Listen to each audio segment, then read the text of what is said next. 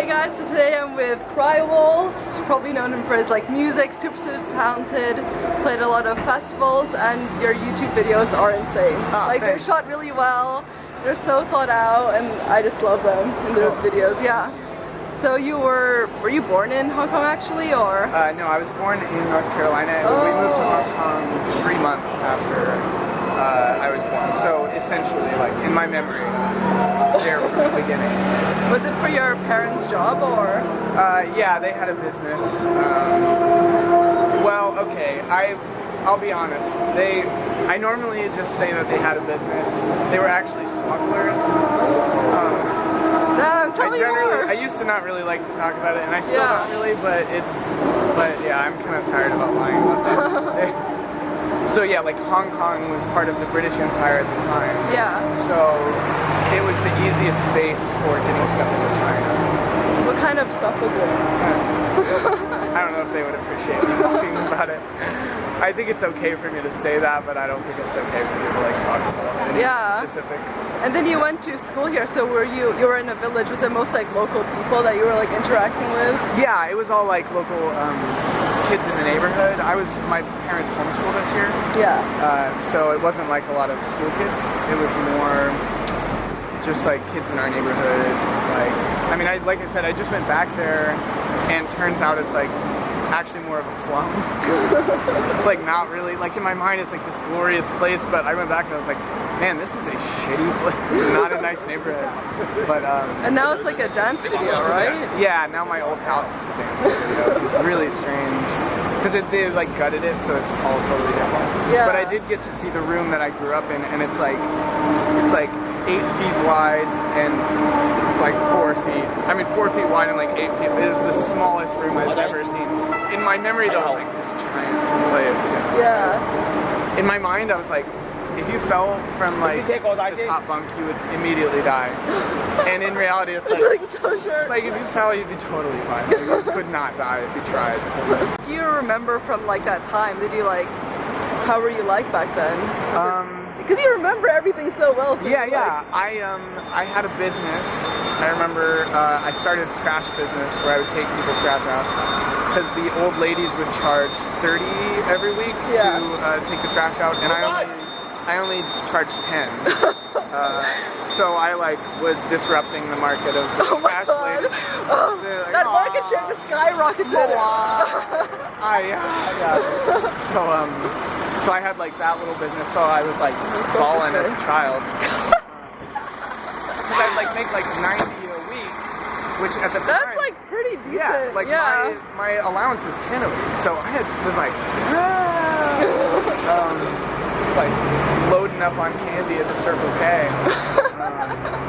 Yeah, so I did that, and I sold paper airplanes. I was like very industrious back then. Yeah. I'm not really like that anymore, like trying to sell shit, you know. But at the time I did that a lot, and I tried to roller skate a lot, but I was always terrible. I had to put a pillow in my pants on my butt. I fell on my butt a lot. Oh my gosh. Yeah, that's most of what I remember, just like playing with. Oh, we'd go to the dump a lot. Yeah, you know, I'm realizing that I grew up like a fucking slum child. I was about to say one of our main things was my friends and I would go to the dump and like take apart old electronics and like old wooden things and just like combine them and act like it was like an invention. We just like nail something to something and like attach a fan from an old computer to it and be like, we invented. That sounds like some like the unfortunate inventions. Yeah. Like how they just made something out of like nothing, but it's like so cool. But yet it didn't. It was not actually an invention because nothing. It didn't do anything. It was just like it just looked cool. And we'd call it our business. Yeah, I mean, I guess I grew up in like a fucking... I was trawling the trash as a child to play with things, like those were my toys. And then you went to... It's a weird realization. Didn't really connect until I said the trash thing. This interview. Yeah. It's so funny. And then North Carolina. You went to, it was still like middle school, high school there. Yeah. You went to both of them there. Yeah. You were already like really into English back then, or? Really into English? Yeah. Like reading and like. Oh yeah. Well, yeah. I read constantly growing up because my mom is really, really just super smart, and she always really empowered us a lot, and was always like, whatever your interests are, we'll like. I was just always encouraging us to really go for our interests, and you know, if I expressed interest in film, it would be like she'd like point out a bunch of different film books that I could get and read, and kind of how I could develop that. Or like I was interested in sword making, so she sort of like pointed out some different, you know, resources and was encouraging me to go for that. So wait, what was I? Oh yeah, so I don't know. She was like she loved reading and always encouraged us to read a ton. And also we didn't have like TV or video games or anything, so reading was like my version of watching movies. So I read a ton growing up. So your parents are both like creative people? Yeah, my dad is creative in a way different way. He's like more business oriented and coming up with schemes, like I'm sure I was channeling him when I was doing the trash stuff. Whereas my mom is way more like unlimited curiosity about the world and like creativity, and you know. That's probably where you got all this like like wanderlust from, kind of. Oh yeah, totally. She's I mean, everywhere I go, she's like, oh, I wish I could go there. Like she's always wanting to know about. She's always researching viruses, or and she's just always learning. So she's like an encyclopedia. Yeah. She's just so curious, and the like boundless curiosity that she has been like such a hallmark quality of myself in my life, and it's the main thing that's led me to like so many of my interests, travels, things like that. How do you describe yourself like back in like North Carolina, or like high school? That time of your life? Well, at the time, I think that whole time, when I was a young kid there, like maybe when I was 8 until I was 12 or so, I was just like creating things all the time. That was like my inventing phase. So I had like a forge and like built swords all the time. Spent a lot of time building swords, and then I built like skate ramps all the time. Like trying to work with computers and stuff like that. And then when I became a teenager, it was like I think my entire identity was just found in rebelling against my parents and the like conservative Christian culture there. So I just became like really gothic and like I hate everything. Was there like a kind of like a clique in high school that you were part of that were all kind of like this rebellious thing, or? No, because I was homeschooled until junior year, so which is partly responsible for me just being very strange. Were you like religious before, or was it just kind of like always? No, I was always like really against, because like my parents and I didn't really get along that well when I was a teenager, and they were religious, so I was like, fuck religion. And the whole town kind of was. Oh yeah, like that whole culture. I mean, everything there is based on Christian principles, Christian morals. So if you don't agree with those things, you're like, I mean, I grew up thinking that people who drank a lot were like the worst. I mean, like so terrible. Or like people that did any drug, like the way that I thought about anybody who does any drugs is like they're a homeless person injecting crack on the street, basically. Like they are the lowest of like the most degenerate people. Mm-hmm. Where do you think you got like this change in mindset of like having your own thoughts of all this? Well, I was always sort of rebellious against it, and then when I moved to New York, I had a lot of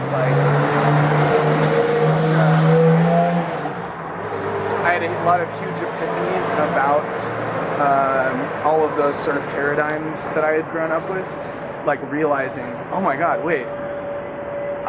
I thought that I had rid myself of the influence of the conservative Christian world in the Southeast, but I still think about the world this way. Holy shit.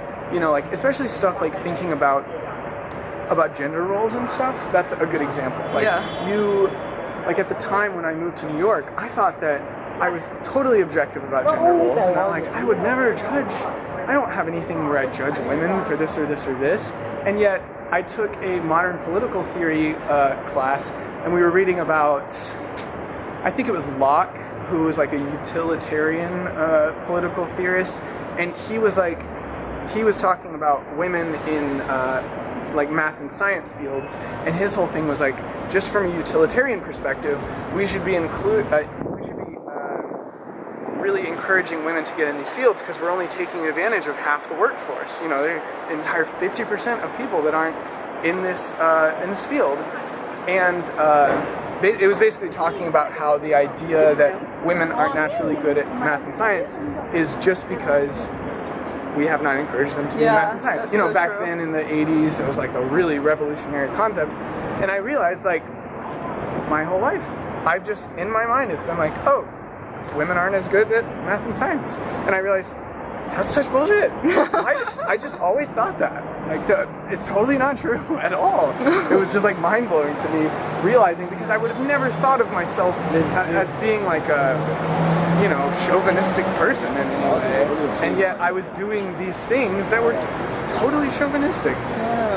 Yeah, so like, were there other people who like gave you that mindset? It's mostly like school that you were like seeing these theories. Yeah, school was a huge part of it, and then just my own thought processes and stuff, being like, you know, for the first time in my entire life, actually thinking, what if there's no God?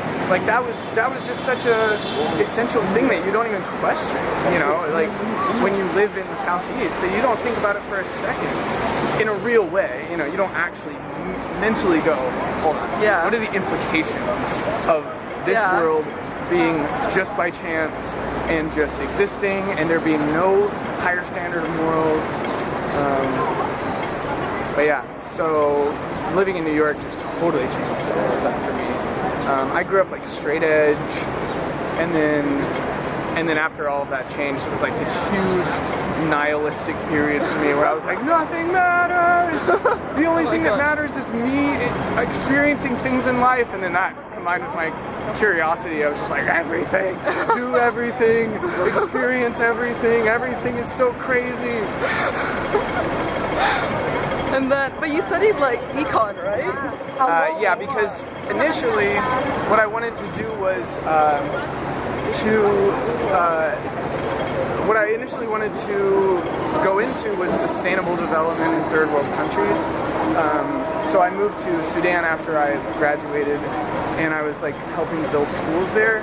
And then after a while, I was like, wait a second, why the fuck would I, as a person from the Western world, spend thousands and thousands of dollars to come here and do what I could give somebody else $50 to do, and I could go involve myself with the things that actually make a huge difference in the country. So I went back to study economics and international relations as a double major. Basically, the idea was figuring out ways to raise the poverty floor in countries. Like for instance, in the US you can get running water anywhere. So you are unable to be as impoverished as somebody could be in a country that doesn't have wide access to running water. Just because of the infrastructure, you cannot be that poor anymore. Like, it's impossible to be that poor. So things, or you have roads, you know, you have roads between everywhere in the US. So it's impossible to be that, to have those issues of not being able to trade. You need like the basic things set up and then be able to move from there. There's so many things that you can like just move the entire country's floor. Instead of just feeding people or giving people some water, you can set up entire water systems so that it literally is impossible for them to die of, you know, not having water. They could, because they will always have water. So econ is basically just studying what makes countries grow, what takes a country from the third world and develops it into the second world. What, you know, through education, through infrastructure, stuff like that. So that was like my goal at the time. Yeah. But your parents didn't like make you like get a degree, right? That was like only yourself that you. Oh yeah, I just wanted to. I loved school. I just love learning. I was like obsessed with it when I was there. It's like, oh, That's I was so sucking cool. up information all the time. You take all the really cool like electives and everything. Yeah, I just really loved learning. I only left school because Crywolf just got too. It just started. I feel being like too now, busy. like 14 minutes into the interview, and then we start talking about music. Yeah, I know. So funny. Yeah. So how about like music? How did you start? I started while I was going to school in the mountains. I started going to school in New York, and then I had this whole existentialist crisis and bought a motorcycle and was traveling around for a long time. And then I came back. Around the States? Yeah. Then I came back and started going to school in the mountains, and it was just an easier workload, so I started making music on the side. I just kind of heard about electronic music, and I was like, oh, it'd be cool to make that. So I just started playing around with it, but then it we had like a couple Hype Machine #1s, and it just started getting traction, and we started touring a bunch, and then I just couldn't keep up with both, so I ended up dropping out to pursue music. And then you went to Iceland for a bit, right, to work on your music. What was your thought process behind that? You were going through something in life? Yeah, I had been making electronic music, which wasn't really what I wanted to be making. I mean, it was made drop-based music, and it wasn't what I wanted to be making. What I wanted to be making was totally different. It was lots of crazy textures and percussive elements, and much more of an indie type thing, sort of like a Radical Face or a City and Color, Bon Iver, all the people that inspire me.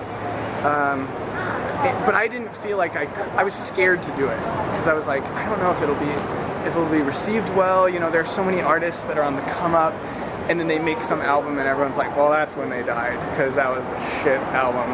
They totally tried to do something weird and it didn't work. So I was scared, but I had come to a point in my career where I was like, this just isn't, making something that's not exactly what I want is not satisfying to me. I need to make exactly what I want to make, and if people like it, people like it. If they don't, they don't. I just don't give a shit anymore. Yeah.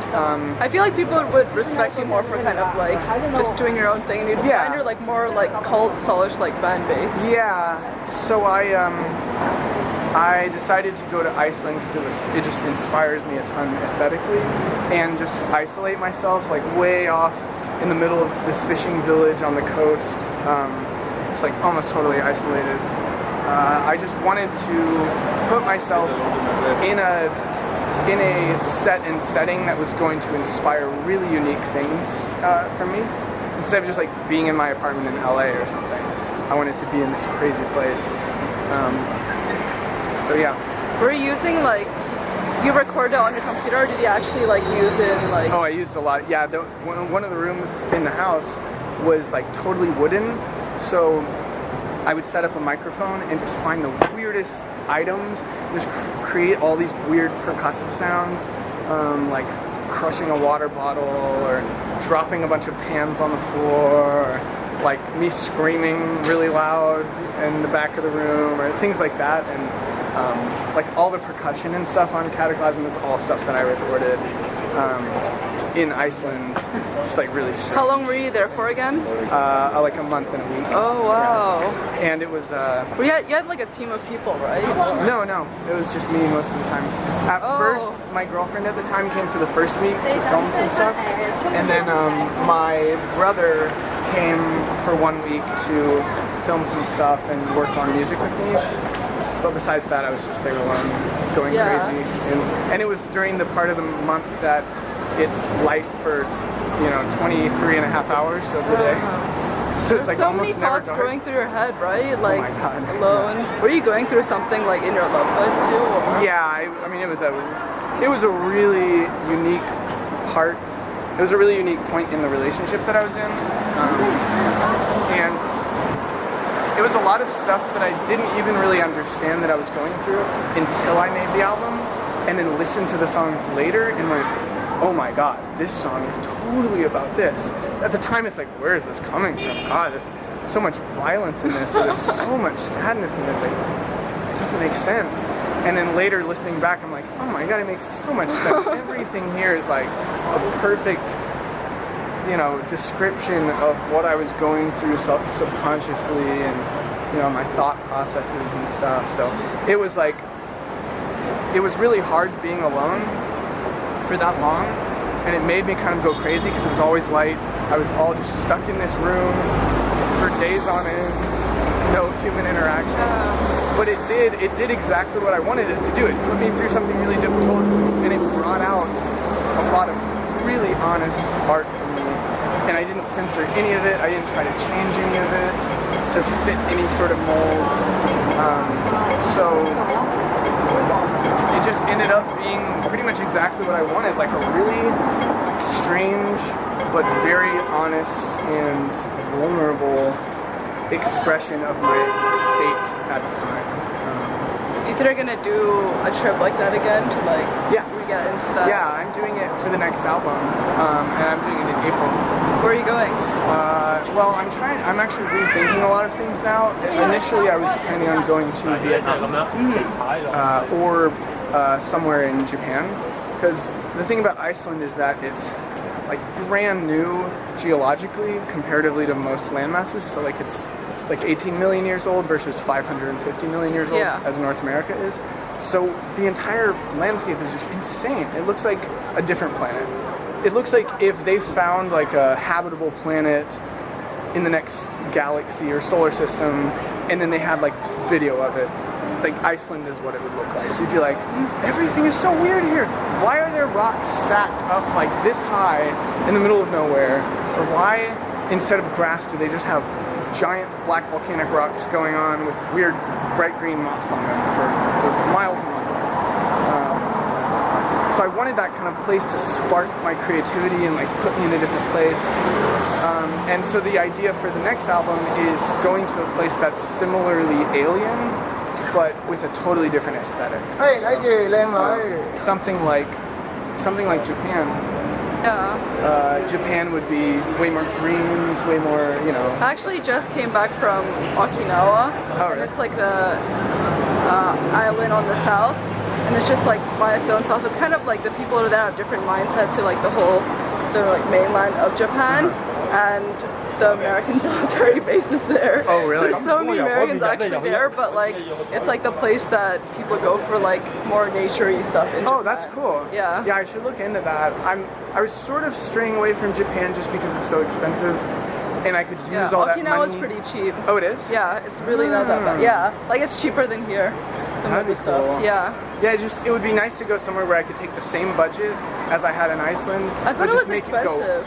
It is. Iceland's really expensive. But if I took that same budget and went to Southeast Asia, I could be like, I could make it go so much further. I could do all kinds of crazy stuff. Like another place in Asia I want to go to. But I've also been thinking about maybe South America, like somewhere in the Amazon. My ultimate thing is like maybe like a house over a river in the jungle. Like, you know, a totally different aesthetic than Iceland, but just similarly like something I've never been to before. Yeah. Something I've never experienced. Actually was in, I think it was somewhere in Thailand for my school trip, and we were like camping in the rainforest and sleeping, like in hammocks. Woke up with leeches on me. Holy shit. Yeah. Leeches outside of the water? Yeah. Like I thought they were only in the water. I don't even know how it happened, but like I woke up in my hammock and it was like, it's like a 360 hammock, so you like covered your face. Oh my god, leeches are like so cringy. So you just have to like pull them out? Yeah, there's like pull it, and then they taught us, like the tour guide taught us, you like pulled it and then you twist it and you flicked it. Like as soon as we went to that like rainforest area, he like demoed us how to like get rid of these leeches. Oh god, okay, maybe the rainforest is out.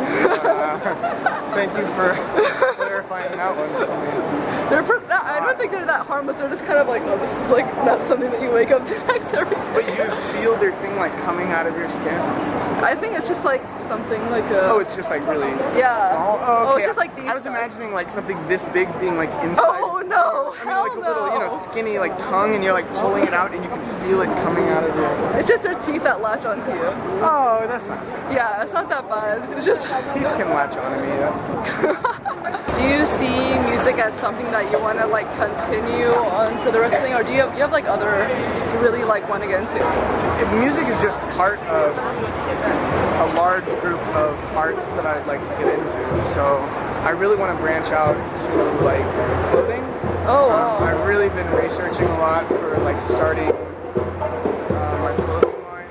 So I have a label called Economy Records, and I really wanted to launch a clothing line associated with it. And so I've been doing a bunch of research for it, hooking up, you know, kind of connecting manufacturers and stuff like that. So clothing is an area that I want to get into. I've always really wanted to get into investing. I've always really wanted to get into visual art, like lots of video stuff. Yeah, you know, like getting into that. sick ideas. Acting is something that I used to do a lot. Oh, really? I've not done at all. I can see you as an actor. Yeah, I'm not really good at like real acting. I was just like, as a kid, I was really good at like the over the top fantastical acting, like wow, you know, as a kid that's what people want for like commercials and stuff. You don't have to be like good at portraying emotions, so I'd have to like practice a lot, but I don't know, it'd be cool. That sounds so sick. But yeah, I really want to establish Crywolf and really get it to the ultimate point that I want it to be at, and then once you get an artist project really big, it becomes way more sustainable, and you can spend your time doing other things. Like, you know, once you get to a certain point, you can release an album every 3 years, and it's okay, as opposed to having to release one every year or something. Yeah. Where do you see your sound evolving to? I think it's getting a lot more mellowed out. I mean, it already mellowed out a lot with Cataclysm, but it's getting more and more acoustic, more and more really based on like the richness of lyrics and the substance, as opposed to necessarily having these huge compositions. So like the single that's coming out in like a couple days, called Wait, is just totally acoustic. It's like me in a room singing with a guitar, and we recorded it in like one shot. And then we added on like, you know, a bunch of vocal parts and stuff, but it's totally acoustic. There aren't any electronic things in it, anything that's produced. It was just me and a friend of mine in a room, like recording lots of weird percussion and stuff. But there's a lot of stuff like that that now I'm moving into, because I just like don't, you know, I don't know. I want my live set to be a lot more like introspective and slow moving.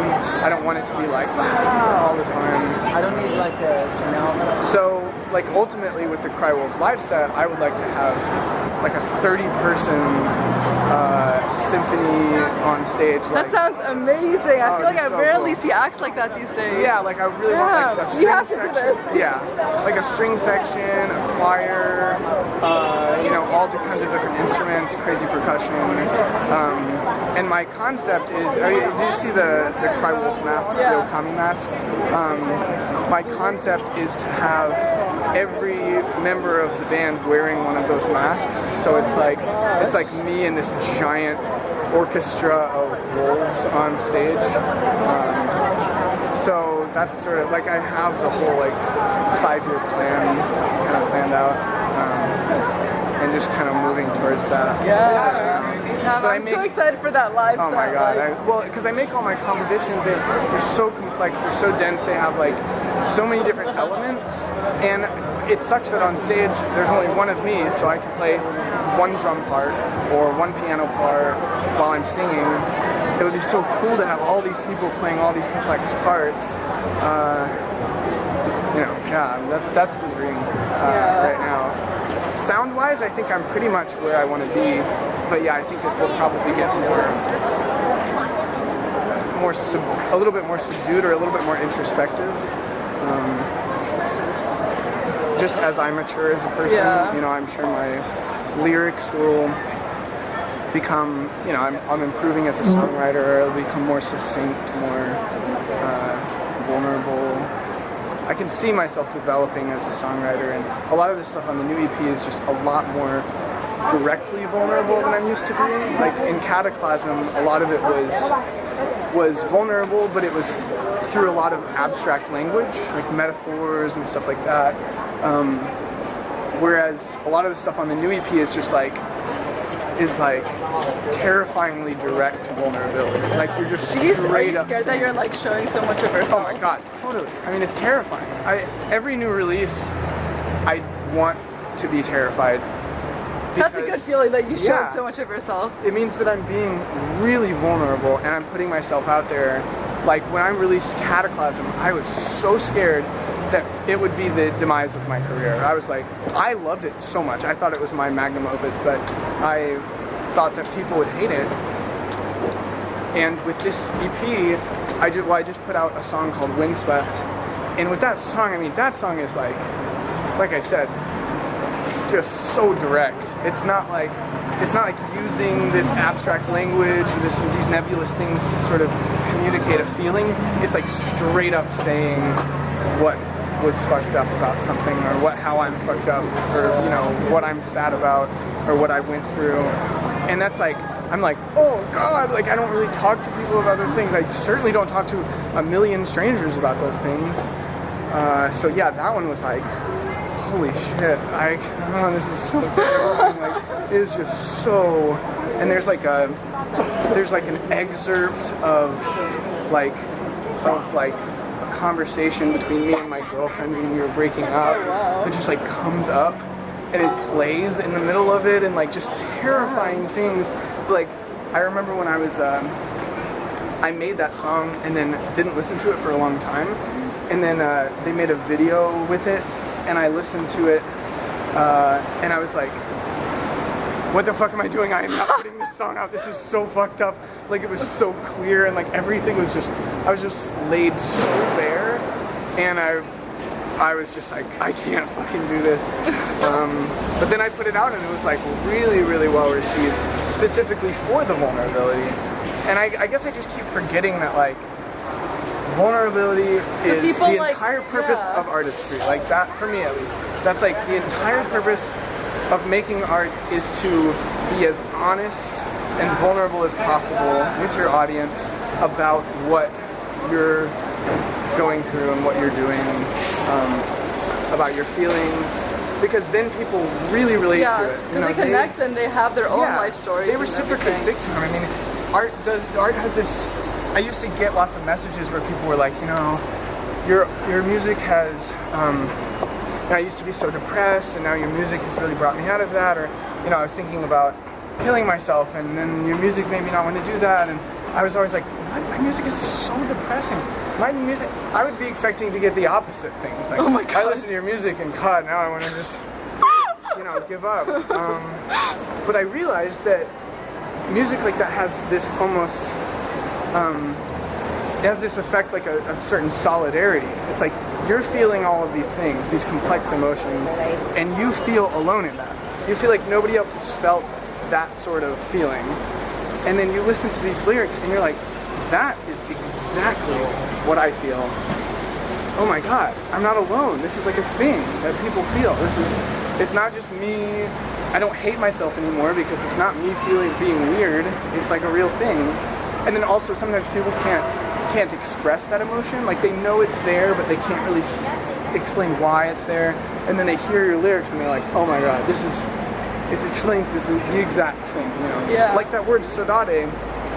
If you didn't know that word, you might feel that emotion, but you just can't put, you don't have a title for it. You can't like put, you can't get your finger on it. And then you hear the word and you're like, that's it. That's what I've been doing. So yeah, I think it has like a cathartic function for people, that sort of music. And if I'm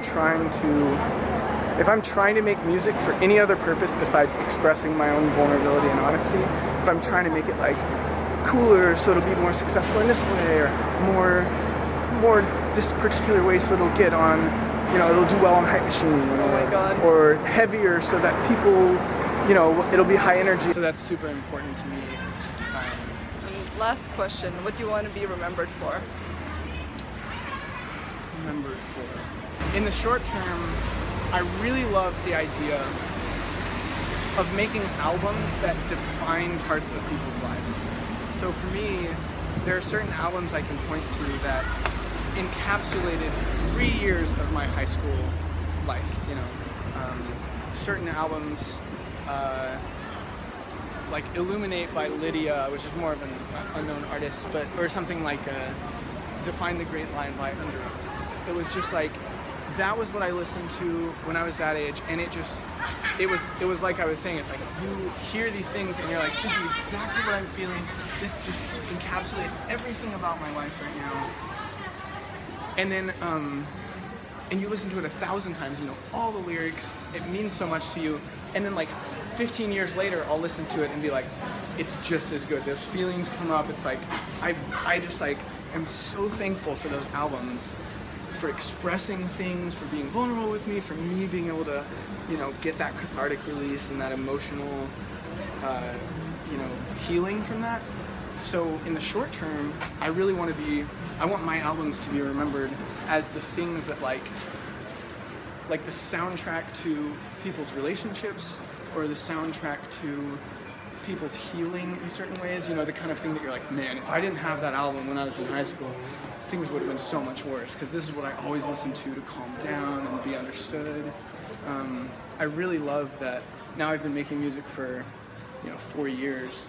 So now there are people that will say things like that. They're like, my whole high school life, I was listening to you. Like you know, were like the soundtrack to everything I did. And it's so cool to think like every highest high, every lowest low, every time they were alone, you know, they were digesting that art, and like it became something that means so much to them.